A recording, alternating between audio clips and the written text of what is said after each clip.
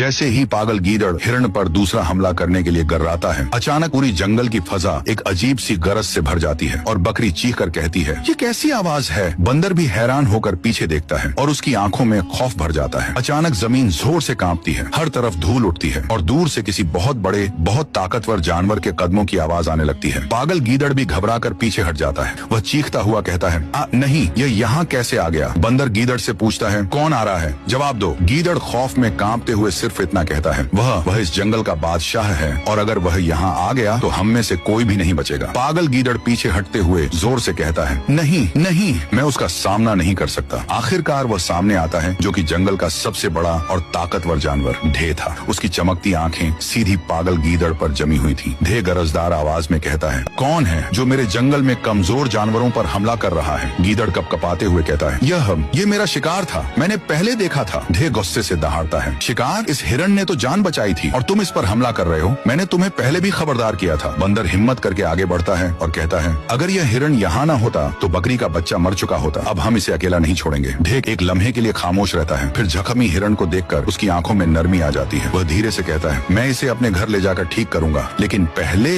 अचानक गीदड़ की तरफ पलटकर जोर से गरजता है, तुम्हारी सजा यह है कि तुम इस जंगल में दोबारा किसी कमजोर जानवर को हाथ नहीं लगाओगे। पागल गीदड़ खौफ से जंगल की घाटियों में भाग जाता है। बकरी रोते हुए जख्मी हिरण के पास बैठ जाती है। बंदर कहता है, फिक्र न करो, अब यह सुरक्षित है। ढे कहता है, मेरे साथ चलो, इसे वक्त पर इलाज मिल गया तो यह बच जाएगा। लेकिन जैसे ही सब यहाँ से जाने लगते हैं, तभी